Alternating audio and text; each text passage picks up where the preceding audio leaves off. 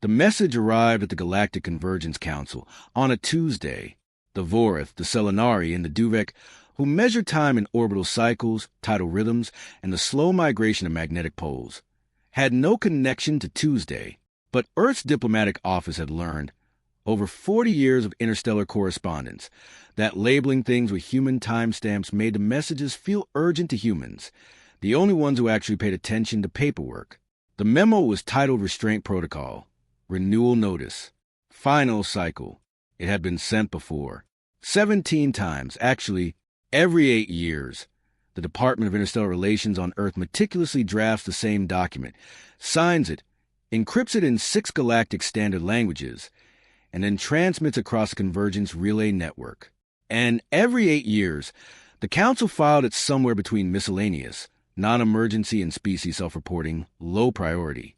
Connor Vale, Earth's senior diplomatic attaché, sat in his small office inside the Convergence Tower on the neutral station of Miradol and watched the automated confirmation receipt blink green on his screen. Message delivered. Message received. The message he already knew was ignored. He leaned back in his chair and rubbed his face with both hands. He was 53 years old. He was as thin as someone who goes weeks without eating.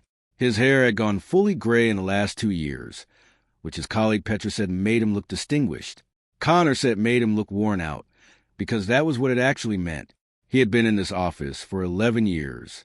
He had sent 2 restraint protocol renewals from this desk, referring to the official documents that authorize the continuation of measures to limit certain actions or behaviors. He had attended 47 Convergence Council sessions, sat in the curved gallery alongside delegates from 61 species, and listened to debates about trade corridors, which are routes for transporting goods, territorial mapping, the process of creating maps that define areas, biological contamination clauses, which are legal provisions addressing the introduction of harmful biological agents, and the ever-shifting hierarchies of galactic political power. The Convergence Council had meaningfully mentioned Earth exactly 4 times in 47 sessions, not just in passing. Earth had been mentioned 4 times in 11 years. Connor pulled up the renewal memo on his screen and read it again, even though he had written most of it himself. To the Galactic Convergence Council, the Allied Biological Consortiums, and all signatory species of the Mirath Accords. Earth hereby formally notifies all parties that the Voluntary Restraint Protocol, first enacted 312 years ago at the founding of the Accords, is due for renewal within 1 standard galactic cycle. Under the protocol, Earth has maintained strict internal limitations on the following categories of development: gravitational manipulation research, capped at Class 2 theoretical modeling, biological systems integration, capped at presymbiotic application, deep field energy extraction, fully suspended, autonomous collective intelligence frameworks, capped at isolated non-network systems. Earth requests formal acknowledgement and a renewal session before the protocol lapses. Failure to schedule a renewal session will result in the protocol expiring by default under Accord Subsection 7, Article 19. We have warned you. We are warning you again. Office of Interstellar Relations, Earth. Connor saved the document, closed it. Across the hall, he could hear the Vord delegate Sunka dictating something to his aide in their clicking, layered vocal language, a sound like someone dropping a jar of marbles down a staircase, endlessly. The Vorith was currently the dominant voice on the council. They had been for 60 years. They were large, silver-chitinous, intellectually precise, and profoundly uninterested in anything they had already classified. They had categorized Earth as cooperative, primitive adjacent, culturally non-threatening. Connor stood up, walked to his narrow window, and looked out at the star field beyond Miradol's observation shell. Somewhere in that direction, he always looked there out of habit, even knowing the parallax made it meaningless, was home. He thought about the people back there, the engineers, the researchers. The teams were in the quiet facilities that didn't appear on any public record. All of them are patient, all of them waiting. They were all hoping, much like Connor, that the council would simply read the memo. His communicator chimed. It was Petra. Her message read, "Council formally rescheduled the renewal session." The meeting was pushed to the next standard cycle.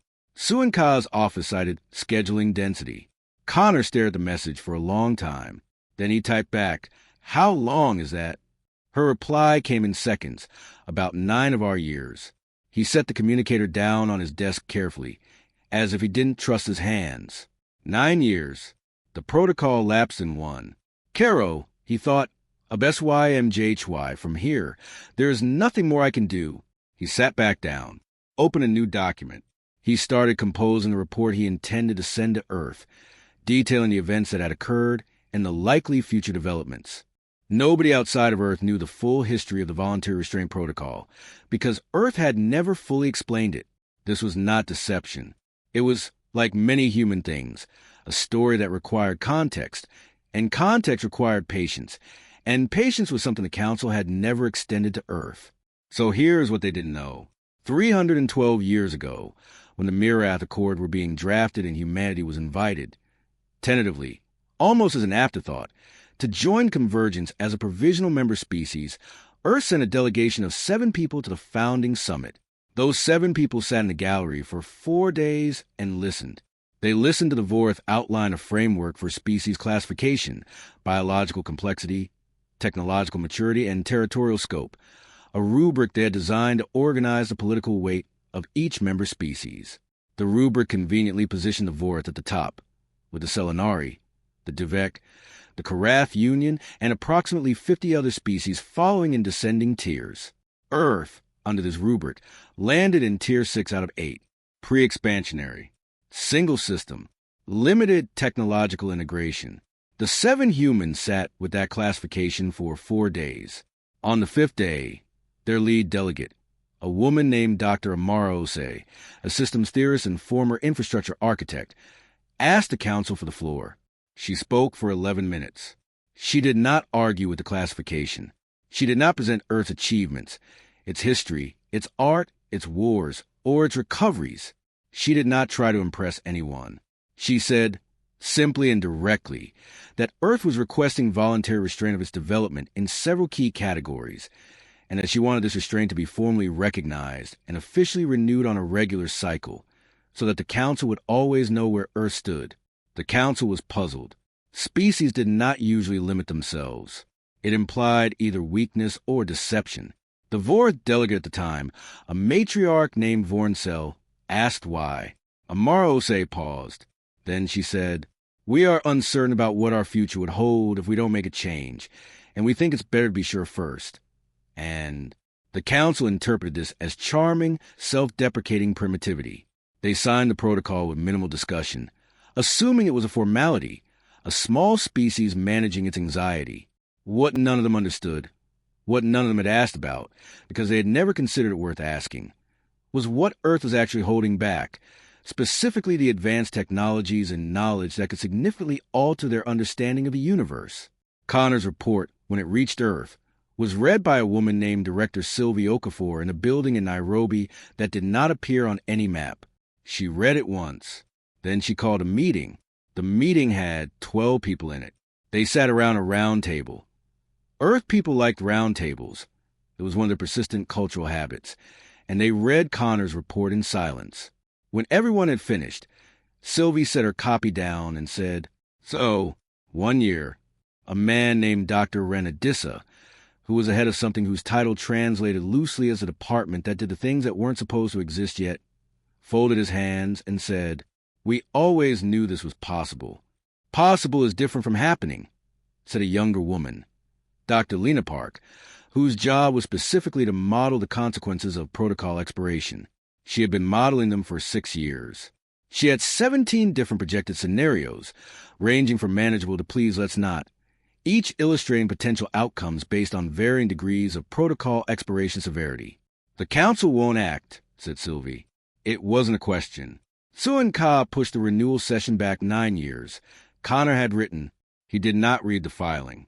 His aide confirmed it was routed to non-emergency archives. Sylvie looked around the table. "Then we have a year to decide." "Decide what?" Ren asked, though he knew. "Whether to ask again," she said, "or whether to stop asking." The room was quiet. Outside, through the building's high windows, Nairobi hummed with the ordinary sound of an ordinary city on an ordinary morning. Cars, voices, birds, and wind. It was the sound of a planet going about its life, unconcerned with what 12 people in a quiet room were discussing. Lena Park looked at her hands. Then she said very quietly, "The protocol was always about what we could do. It was about what we had promised ourselves we wouldn't do. We were ready." "And are we ready?" someone asked. Nobody answered. That, Connor had written in the last line of his report, is the question I cannot answer from here.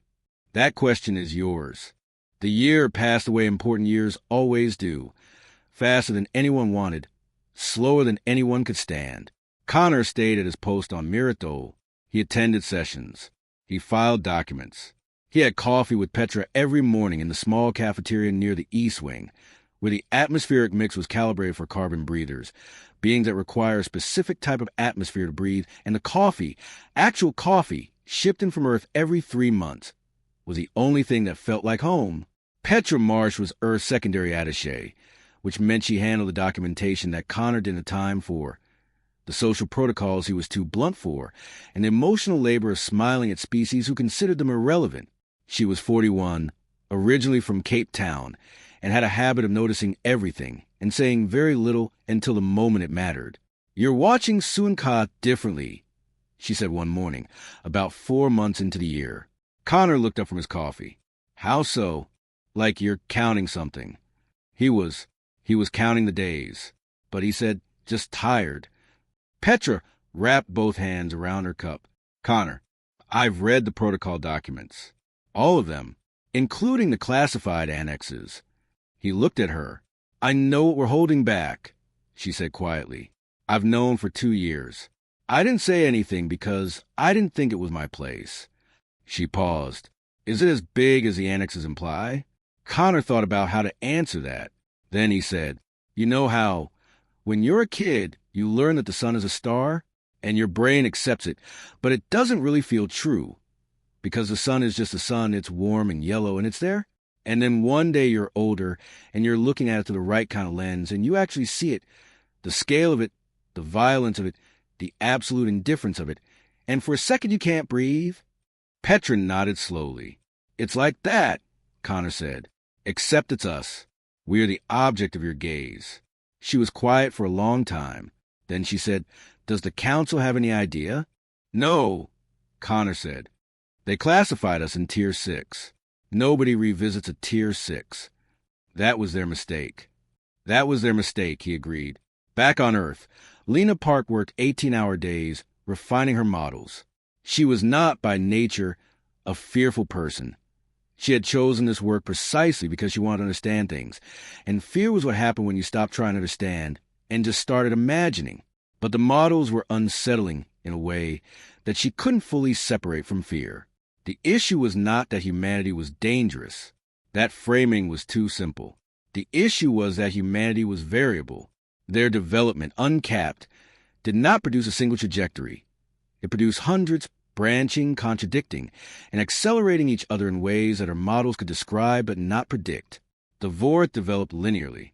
Their technology followed from their biology from their environment, and their environment from their orbital position. You could map it. You could forecast it. The Selenari were similar, elegant, predictable, their civilization a long, smooth curve. Humanity was not a curve. Humanity was a, she had written this in her notes and then stared at it, simultaneous explosion in every direction, most of which cancel each other out, but not all. The protocol had contained the directions that didn't cancel out, which were essential for understanding the unique aspects of humanity's development and its implications for future actions. She sent her final summary to Director Okafor 8 months into the year. The summary was 43 pages. The last page had only 2 lines. The protocol expires in 4 months. I recommend one final attempt at contact. Direct, unambiguous, and without diplomatic softening. If the Council does not respond, we should begin internal transition planning. I do not know what that planning looks like. That is above my clearance. But someone needs to start. With 3 months left, Connor requested a private session with Suan-Ka. This was unusual. Private sessions between a Tier 6 delegate and the Council's primary voice required a formal petition, a waiting period, and Typically, a reason significant enough to justify interrupting the schedule of a crucial being. Connor's petition cited a species-level emergency protocol. It was approved in 6 days, which was, by convergent standards, nearly instantaneous. Someone in Suanka's office had at least noticed the phrase species-level emergency and decided it warranted a response. The meeting room was small by Vor's standards, which meant it was enormous by human ones. Suanka entered and arranged himself in a posture that the Vorth used for interactions with lesser-tier species. Attentive but elevated, Suanka assumed a posture that conveyed the message, "I am listening, but do not mistake my listening for equality." Connor sat across from him and placed a single physical document on the table. Paper, printed, the way humans sometimes did things when they wanted to signal. This is real. This is not a file you can move to an archive. Delegate Vale, Suanka said. His translation implant rendered his voice into flat, correct English. You cited an emergency. I did, Connor said. Earth's protocol renewal. We have rescheduled. You rescheduled it past the expiration date, Connor said. I want to be precise about that. So we're clear. The protocol does not renew automatically. It lapses, and it lapses in 91 days. Suanka's chitin shifted, a Vorth expression that Connor had learned, over years, to read as mild recalibration. The scheduling conflict was unavoidable. I assure you, Earth's status within convergence is not threatened by an administrative delay. I'm not concerned about our status, Connor said. Suanka paused. Then what are you concerned about? Connor looked at him for a moment. He had thought about how to say this for months. He had written drafts. He had rehearsed. And now, in the room, all the drafts felt wrong. Too soft, too careful, too diplomatic. The way it had always been, in this building, in this role, on behalf of a planet that had spent 3 centuries being carefully, patiently, and exhaustingly polite. So he said it plainly. The protocol is a promise we made to ourselves, not to you. We told you about it because we thought transparency was the right approach. We renewed it every 8 years to show we were choosing restraint, not that we couldn't do otherwise. He paused. When the protocol lapses, we stop making that choice. Not because we want to. This decline is due to the absence of the framework that gave the protocol its meaning. Suanka's chitin shifted again. Something different this time. Connor couldn't read it. What exactly? Suanka said slowly. Has Earth been restraining?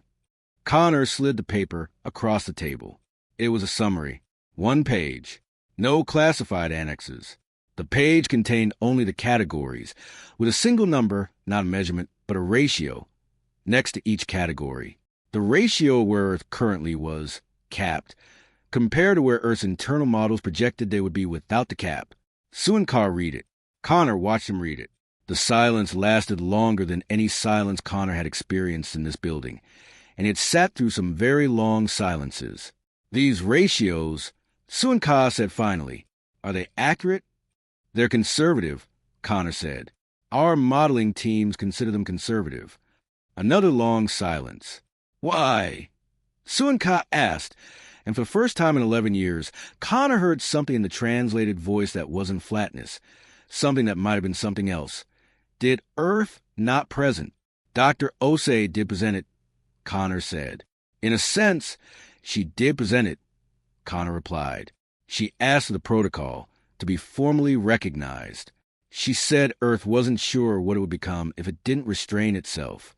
He paused. Nobody asked her what she meant. Suanka was very still. We assumed, he said. Yes, Connor said. We placed you in Tier 6. Yes. The Vorth delegate sat with that. With the weight of it, Connor could see, the way it was reorganizing something inside him, as if the implications of being placed in Tier 6 were forcing him to reevaluate his identity and purpose after 3 centuries of categorization. 3 centuries of categorization. The archives have been maintained for 3 centuries without any emergencies. 3 centuries of small species sending the same memo, patient as a tide, waiting to be heard, reflect their enduring hope for recognition and change in their status within the archives. I will convene an emergency session, Suanka said. Connor stood. The protocol lapses in 91 days. I'd appreciate speed. He picked up the paper, leaving Suen Ka with nothing but what he'd said, and walked out. In the hallway, Petra was waiting. She looked at his face and said nothing, just fell into step beside him. After a moment, she said, "How did it go?" Connor thought about Suen Ka's stillness, about the silence. Connor pondered over a memo that had been unread for 300 years. He read the paper. Connor said, and now he knows what the paper means. Connor exhaled slowly. I don't know if that's better or worse than before. The emergency session was called in 11 days. 11 days was, by Convergence Council standards, a geological speed. Sessions needed advance notice, plans for the agenda, checks of the chamber's air systems, confirmations for translation protocols, and a timing adjustment process because different member species perceive time differently, which usually took weeks. The fact that it happened in 11 days meant Suen Ka had used every piece of political weight he possessed to make it happen. Connor and Petra sat in the human delegation box, a small, elevated section near the back of the chamber, with an atmospheric bubble calibrated for oxygen, and a translation feed that ran slightly behind the live proceedings. After 11 years, Connor had learned to mentally account for the delay, so he was usually half a sentence ahead of what his earpiece told him. The chamber held 61 species. Not all were physically present. Some attended as holographic proxies. Some had sent signal emissions translated into visual ones. And one species experienced the session entirely through vibration conducted through the floor. But they were all there in their way, and they were all, Connor noticed immediately, paying a different kind of attention than usual. They were paying a different kind of attention than usual. The kind you pay when someone has told you something in private, and you haven't yet decided how to feel about it. Suen Ka opened the session without preamble, which was itself significant. The Vorth had elaborate opening rituals that usually consumed the first 20 minutes of any session. He said, "This session concerns Convergence member Earth. Specifically, it concerns our classification of Earth, our processing of Earth's voluntary restraint protocol, and what both of those things may mean for this body going forward." He then read the summary Connor had given him, out loud, into the record. The chamber was, for an extended moment, very quiet. Then a delegate from the Selenari, a species that looked like elaborate animate coral and communicated via color shift, translated into speech. "These ratios seem impossible. They're conservative," Connor said. His voice, coming from the back of the chamber, caused a visible ripple of recalibration through the assembled delegates. Tier 6 species did not interject in the open session. It was not a formal rule. It was simply something that didn't happen, because Tier 6 species were generally not paying close enough attention to proceedings to have anything to add. Connor stood up. "I'm sorry for the interruption," he said, not sounding sorry. "But I've been coming to these sessions for 11 years, and I'd like to speak if the council will allow it." Suen Ka, after a pause, "The floor is yours, Delegate Vale." Connor looked out at the chamber. 61 species. 600 years of collective interstellar civilization. All of them, in their various physiological ways. Looking at him, he thought about a Mara Ose, standing in the same chamber, or one like it 312 years ago. 11 minutes. Simple and direct. He decided to be simple and direct. "Earth has been patient," he said. "We've been patient because we believed in this institution, and because we weren't certain enough about ourselves to risk being wrong. Every 8 years we sent you a document saying, 'We are still choosing restraint. Please acknowledge this choice.' 17 times. You filed it. We understand why. We look like a Tier 6 species. We presented as a Tier 6 species. We made no effort to look like anything else, because we didn't think that was the right reason to be taken seriously." He paused. "The protocol lapses in 80 days. We are not asking you to be afraid of us. We are asking you to understand that this lapse is a structural change, not a political one. We are not threatening anyone. We are telling you that a door that has been closed for 3 centuries is going to open, not because we're choosing to open it, but because the framework that kept it closed will expire. And we thought, as we have always thought, that you deserve to know." He sat down. The chamber debated for 6 hours. Connor and Petra stayed. They drank the coffee Petra had brought in a thermos. They listened to 61 species work through something that most of them had no framework to process. The discovery that a species they had categorized as non-threatening was not non-threatening because it was small, but because it had chosen to be. The distinction, Connor could see, was difficult for many of them. The duvek, a species that operated on strict resource hierarchy logic, kept returning to the question of why. Why would a species restrain itself voluntarily? What was the strategic advantage? What was the long-term strategy of Earth? Connor, given the floor again, said, "There isn't one. Restraint was the game. We were trying to figure out who we were before we became something we couldn't undo." The duvek considered this. Then their delegate said, "Have you figured it out?" Connor looked at Petra. Then he looked back at the chamber. "We're closer," he said. "We think we're closer. On Earth."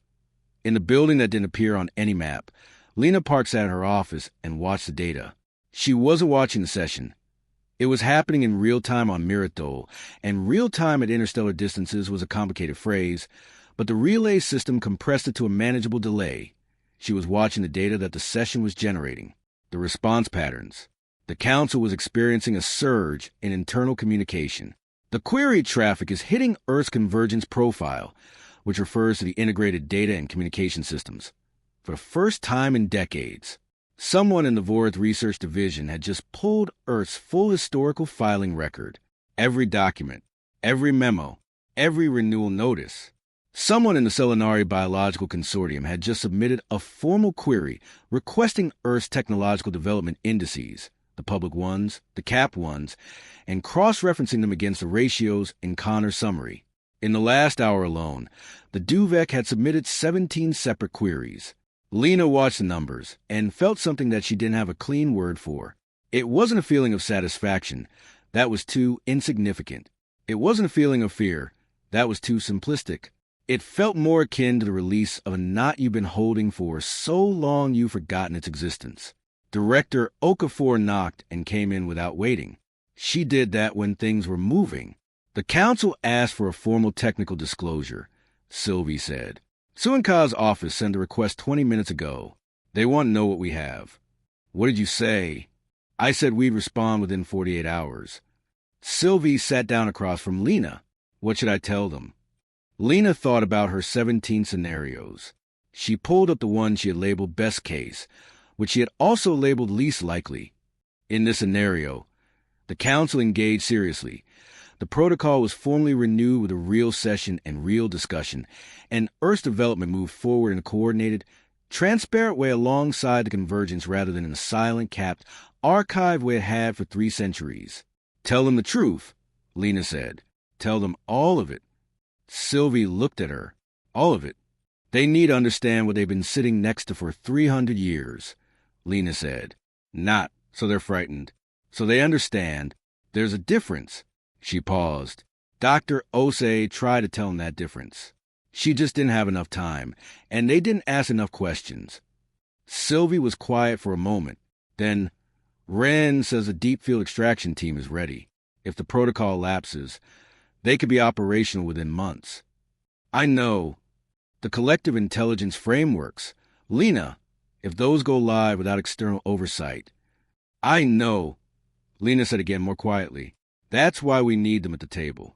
It's not as though we require their consent. Oversight becomes meaningful only when someone is present. She looked at the data on her screen, the convergence lighting up, 61 species suddenly paying attention to one small planet after 3 centuries of pleasant, condescending disregard. We always knew what we were. We were hoping they'd ask.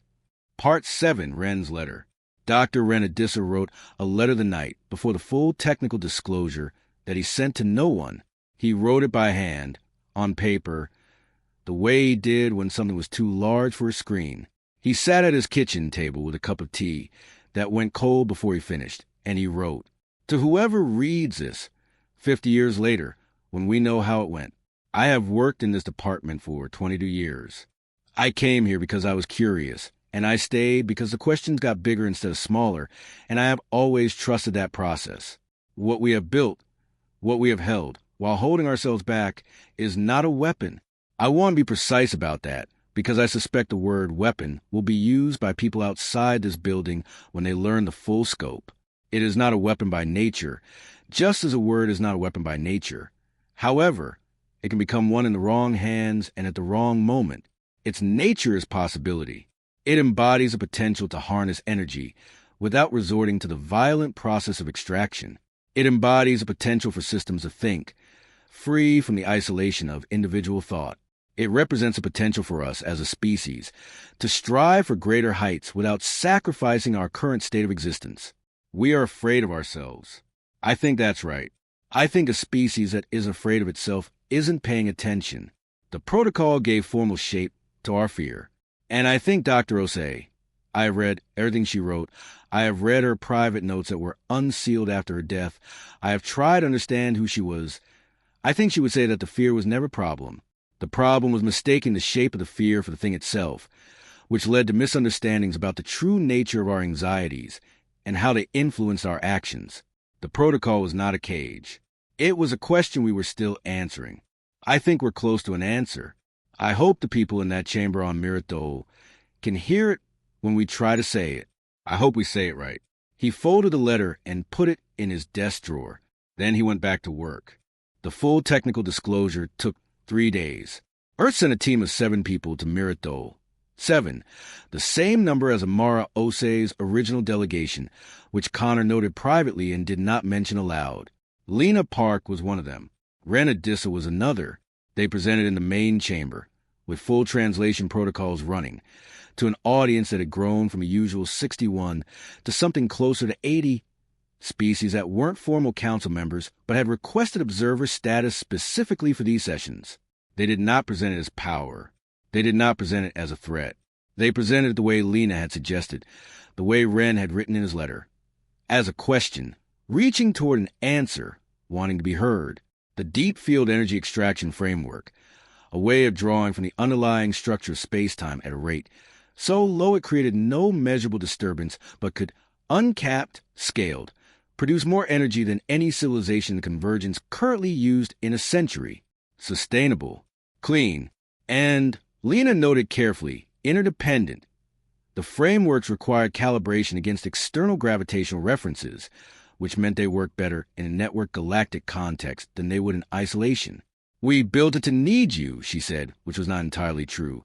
They had built it because they could, and the interdependence was a design choice made deliberately by people who had thought carefully about what it meant to share something irreversible. But it was true enough. The biological system's integration was different from enhancement as the convergence understood it. Neither Vorta's carapace modifications nor Selenari's controlled evolutionary sequencing, but something stranger and more human. It was a method of blending in with other systems. The integration involved the sharing of cognition across different biological systems and species lines, all with consent. A communication so deep it bordered on something that Earth scientists had argued for 40 years about whether to call empathy or simply a very advanced form of listening. The Selenari delegate changed colors several times during this presentation. Connor, watching, thought it might be emotion. He wasn't certain. He hoped it was. The collective intelligence frameworks are not artificial and not separate. They are interwoven. Systems of thought that learn from human thinking without replacing it can hold more complexity than any individual mind while remaining fundamentally oriented toward the individual, not because they were programmed, but because 3 centuries of human debate about the mind's purpose had shaped them. Ren presented this one. He was not a natural public speaker. He was precise and a little stiff, and he used his hands too much, but he knew the material the way you know something you have spent your whole life inside. At the end of his presentation, the Duvek delegate, who had sent 17 queries and who operated on strict resource hierarchy logic, said, "What do you want in exchange?" Ren looked surprised. Then he said, "We want to share it. We want oversight we can trust.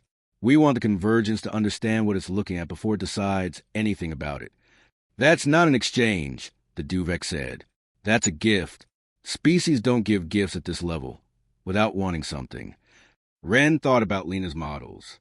He contemplated about 17 scenarios, each branching in a distinct direction. There was a letter in his desk drawer that no one would ever read. We've been alone in our development for 300 years, he said. We don't want that anymore. Maybe that's what we want. We want to avoid feeling isolated in this situation. The chamber was quiet. Then the Selenari delegate, who had been color shifting for 3 days, which the translator struggled with and which Connor had been watching carefully, spoke for the first time. The translation came through as, "We categorize you incorrectly. We are sorry. We would like to begin again." Connor looked at Petra. She was looking straight ahead, jaw tight, eyes bright. He looked back at the chamber. Caro, besthfyscifistories, he thought. It had been 300 years of waiting. And now, at last, someone had asked the right question at the right time in a room full of people finally ready to listen. The protocol was formally renewed. The protocol was not renewed in its original form, which had been a question without an answer, but rather underwent a redesign through dialogue between Earth and Convergence over a period of 6 months, which was, by any measure, the most complex 6 months of interstellar diplomacy in Convergence history. The new framework had a different name. The Council's translation systems rendered it differently in different languages, but the English version, which Earth's team had drafted and which stuck, was the Open Development Accord. Under the Accord, Earth's development continued. Not secretly, not capped, not filed away in non-emergency archives, but transparently, collaboratively, with a joint oversight body that included Earth's own researchers alongside representatives from 12 other species who had, in the weeks following the disclosure, quietly admitted to similar internal restraints of their own. This was the part nobody had expected. The Selenari revealed it first, a biological systems integration project they had paused 300 years ago because they weren't sure of it. The Duvek followed an energy architecture they had classified as too disruptive to the existing economic order, which proposed radical changes to energy distribution and consumption that could potentially destabilize current power structures. 2 smaller species, barely above Tier 4 in the Council's rubric, presented frameworks so elegant that Wren spent 3 days barely sleeping, reading their documentation with the focus of someone finally understanding a language they'd been hearing for years. Earth had not been alone. They had all, in their different ways, been waiting. Connor stayed on Mirathol. He had expected, once the sessions were done, to feel like his job was complete, to feel the clean satisfaction of a mission finished. Instead, he felt something more like the beginning of something, which was uncomfortable in a way that beginnings always are when you've been working toward them long enough that you forget beginnings could also be disorienting. He was 54 now, still thin, still gray. He had a new office, larger, in a section of the tower that had never been allocated to Earth before. It had a better view of the star field. He looked in the same direction, as always. Petra brought coffee one morning and sat across from him and said, "You look different. I feel different." Different how? He thought about it. About Amara Ose's 11 minutes. 3 centuries ago. About 17 memos in non-emergency archives. About Wren's letter that nobody had read. And Lena's models branching in every direction. And a room full of 61 species hearing something they had never thought to ask to hear. Like something I've been holding for a long time is being held by more people now, he said. Like it's still heavy, but there are more hands. Petra nodded. She understood that. They drank their coffee in the new office, with a better view, while outside the station work was beginning. Real work, open work, the kind that leaves a record, and the deep field hummed with potential, and somewhere in the relay network a message was traveling from Earth to Miradol, from Lena to Connor, the first of what would be many. First calibration run complete. We needed the external reference points. It worked better. You were right. It works better with other people in it. Connor read it twice. Then he smiled. The kind of smile that lives at the back of the face, in the quiet part, where things land when they finally mean something, and he typed back. It usually does.